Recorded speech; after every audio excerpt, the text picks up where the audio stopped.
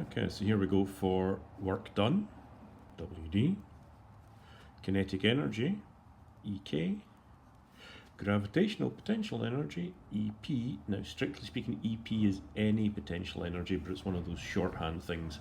If we're talking about a potential energy and we don't specify which one it is, then we assume we're talking about gravitational potential energy. Okay, questions. Number one. We're given a mass of 0.20 kilograms. It drops from a height of 4 meters.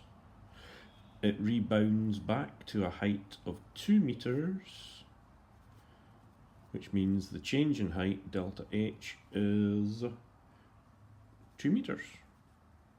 And that is, of course, 4 minus 2, equaling 2. And here's one of the things we may have fibbed about in the past. The change in the gravitational potential energy is equal to the mass times gravity times the change in height. Now that potential energy equals mass times gravity times height formula that you've learned in the past should really, if we're being honest about it, be the change in the gravitational potential energy equals the mass times gravity times the change in the height. So that gives us 0.2 times 9.8 times 2.0 equals 3.92 joules.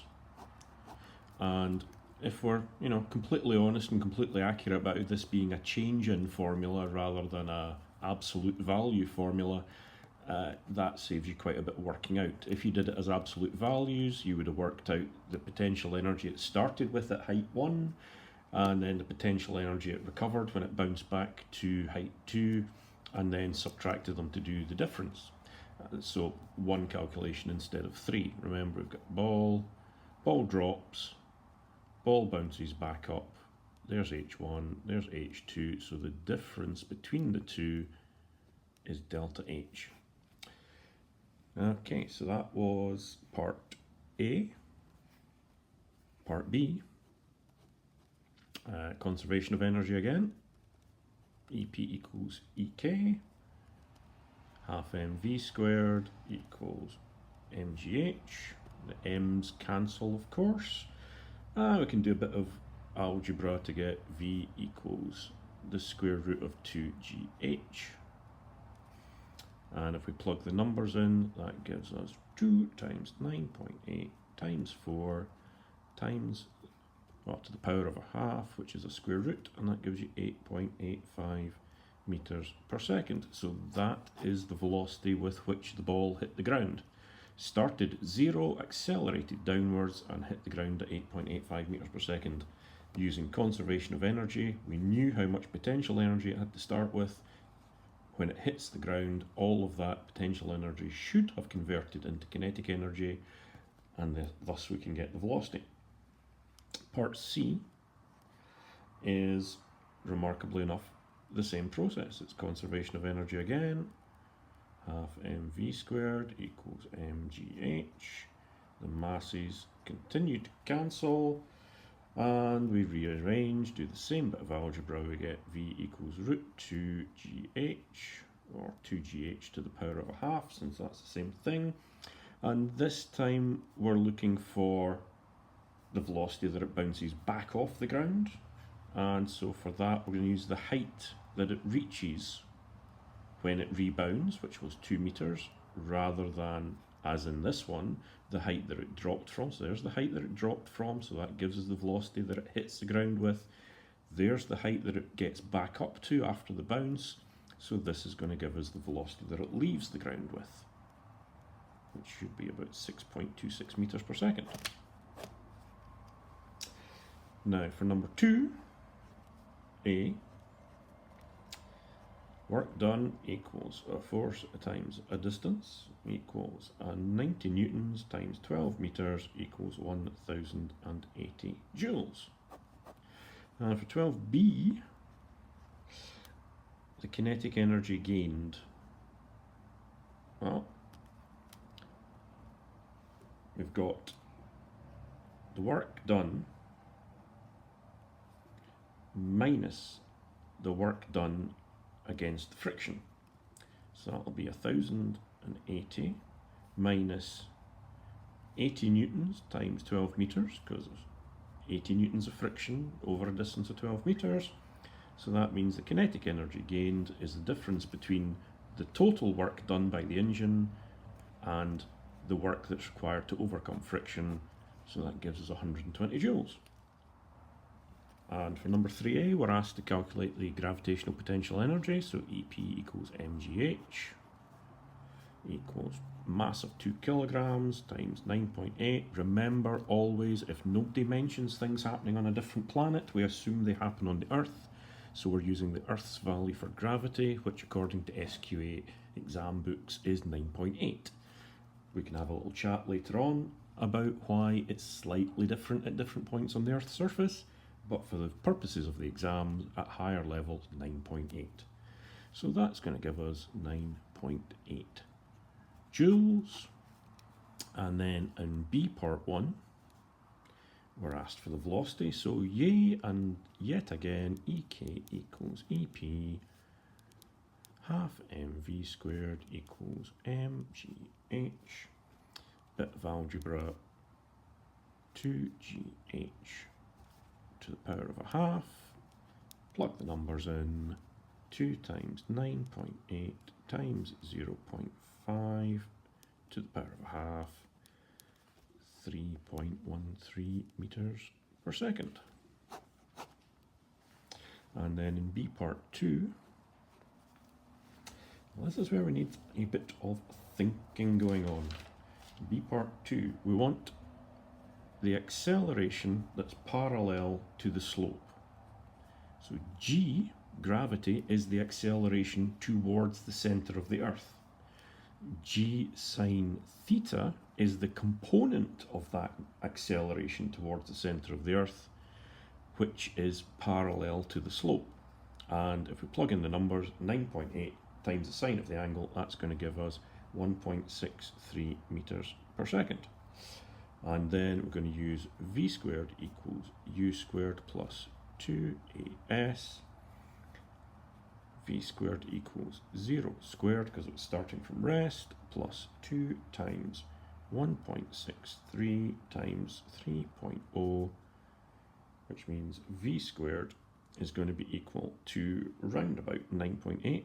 So that number keeps coming up again and again, and so v is going to be equal to 3.13 meters per second, again, as we'd hoped it would be.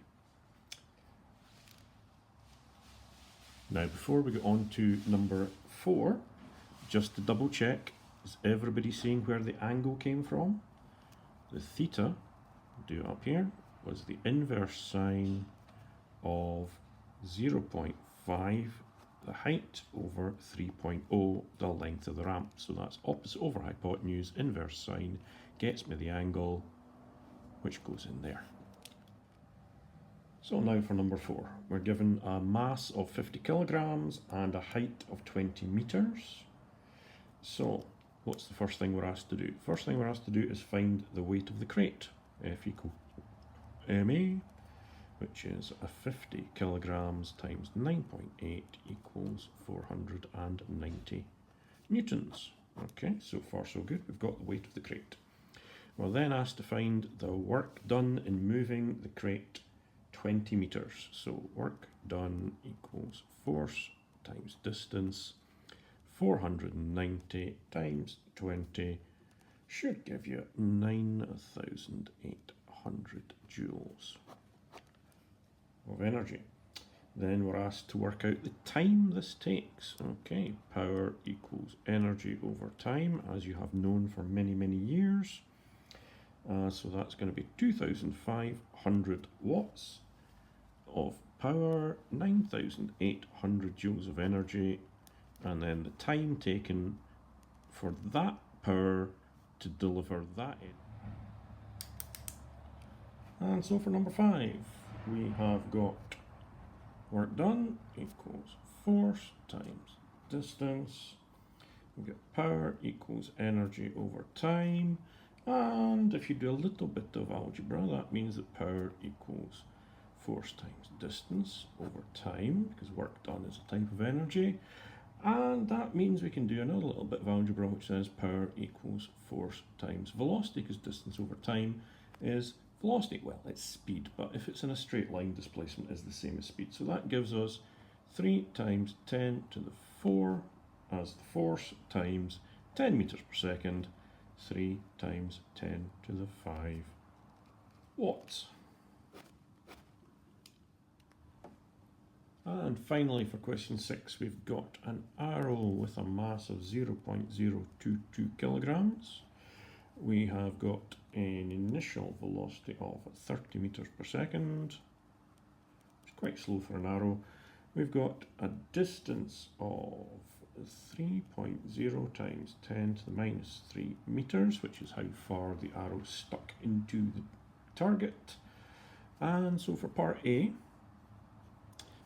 the trick to this one is, well, not really the trick, the understanding of the physics is that the work done by the target in stopping the arrow plus the kinetic energy of the arrow must sum to 0. In other words, the work done to stop the arrow is equal and opposite to the kinetic energy of the arrow.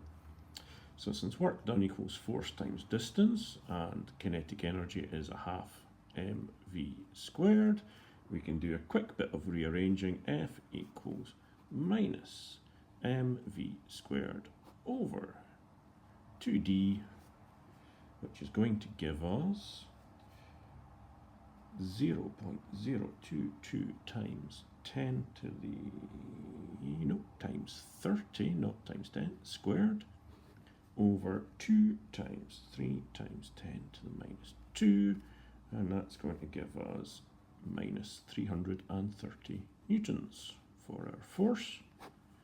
So that's the force that the target exerts on the arrow in order to stop it.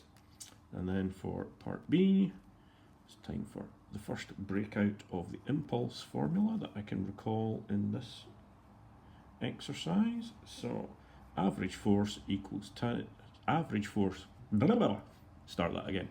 Average force times time equals mass times final velocity minus mass times initial velocity. In other words, the change in momentum is equal to, well, literally the change in the momentum. So minus 330 times the time equals 0.022 times 0, because it's stopped when it's stuck in the target, minus 0.022 times the initial velocity of 30, minus 330t, we're getting that from the force up there, remember, is then negative 0.66, because this bit will be 0, so it's minus that bit. T then equals 0.002 seconds. Now, if you haven't allowed for the negative up there, which I see I've forgotten there, which starts all the way back up here, you're going to work your way through this calculation and end up with negative time, which basically doesn't exist. So as soon as you see a time value that's a negative, that's a big clue that you need to go and check back somewhere and find out where you forgot the negative sign, because it all starts back here with the work done to stop the arrow plus the kinetic energy of the arrow summing to 0. In other words, the work done stopping the arrow is equal and opposite to the kinetic energy of the arrow. Then we do a bit of substituting in algebra, work out the force, then use the force and the impulse formula to work out the time. And this time is the time that it takes this force to stop an arrow of this mass that's moving with this velocity.